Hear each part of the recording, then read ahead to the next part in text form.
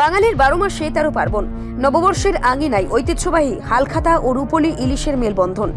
বাঙালির ক্যালেন্ডারে চৈত্র সংক্রান্তির বিদায় ঘণ্টা বাজার সাথে সাথে চারিদিকে রিন রিন করে বেজে ওঠে নতুন বছরের আগমনী বার্তা। আর মাত্র কয়েকদিন পরেই পহেলা বৈশাখ, বাঙালির চিরকালীন আবেগের নববর্ষ।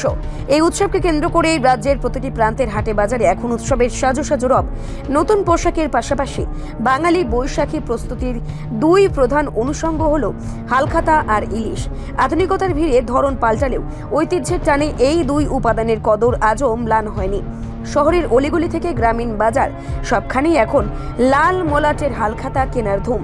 ব্যবসায়িক হিসাব নিকাশের হালনাগাদ করার এই আদি প্রথাটি বাঙালির কৌম চেতনার সঙ্গে মিশে আছে। তবে সময়ের চাকা ঘোরার সাথে সাথে খেরো খাতার সেই পুরনো জৌলুসে কিছুটা ভাটা পড়েছে। ব্যবসায়ীদের একটি বড় অংশ জানিয়েছেন, বর্তমানে ডিজিটাল ইন্ডিয়ার যুগে কম্পিউটার, ল্যাপটপ এবং স্মার্টফোনের অ্যাপের মাধ্যমে অধিকাংশ হিসাব রাখা হয়। ফলে কাগজের খাতার প্রয়োজনীয়তা ফুরিয়ে আসছে।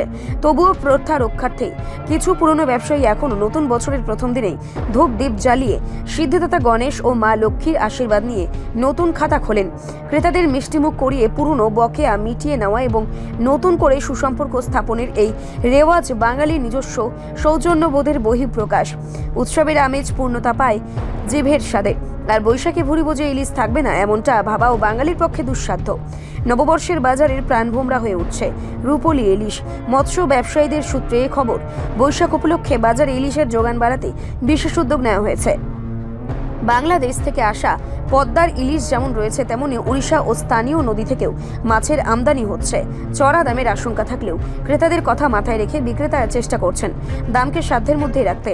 বাজারে ছোট বড় বিভিন্ন মাপের ইলিশের পসরা দেখে ভোজন রসিকদের ভিড় ক্রমেই বাড়ছে। সর্ষে ইলিশ থেকে ভাজা ইলিশ আগামী 15 এপ্রিল মেনুতে সাজাতে মধ্যবিত্তদের নাভিশ্বাস উঠলেও ব্যাগে হাতে ইলিশের সন্ধানে ছোটা এখন বৈশাখীর রীতির অংশ হয়ে দাঁড়িয়েছে।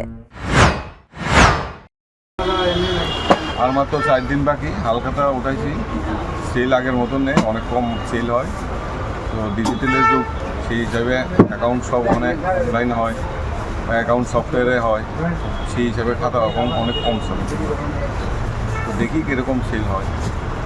চাহিদা আছে এখনও বুঝতেছি না, আগের মতন তো নাই। দেখে আরও কয়েকদিন বাকি আছে, এরকম সেল হয়। 1-2 দিন আগেই সেল হয় মোটামুটি। আগে কীরকম হতো? আগে তো মোটামুটি অনেক সেল হয়েছে। এখন মোটামুটি 30% 40% আছে। 100%-এর মধ্যে 70% কমে। কারণটা কি হয়েছে? ম্যাক্সিমাম অনেক ফার্মেই এখন অ্যাকাউন্টিং সফটওয়্যার আছে, ওই হিসাবে কাজ হয়। খাতা একটা যে কোনো একটা ফার্মে মোটামুটি 5-6 হাজার টাকা লাগতো প্রত্যেক বছর। এখন ওই সব অ্যাকাউন্ট সফটওয়্যার হইতেছে, অনেক খাতাই দরকার হয়। এখন তো ধরেন আর 4-5 দিন বাকি আছে সাইতে, মোটামুটি চলতেছে। তো মেনলি বিক্রি বার্তাটা হয় 2 দিন আগের থেকে। আর ধরেন বুধবারে তো পয়লা বৈশাখ, সোম মঙ্গলবারই বিক্রি করতে হয়। চাহিদা কীরকম আছে? আছে, মোটামুটি আছে।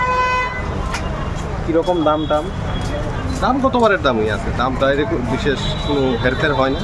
দাম গতবারের দাম এরকমই আছে, দাম বাড়ছে না। আগে একটা সময় কীরকম ছিল চাহিদা? হ্যাঁ, আগে তো একটা সময় খুব ভালো বিক্রি হইতো হালখাতা। এখন তো ধরেন ম্যাক্সিমাম দোকানে কম্পিউটারাইজড হয়ে যায়, অনেক ওই খাতার চলটা একটু কমে গেছে। ঠিক আছে। রিপোর্ট সংবাদ প্রতীক্ষা।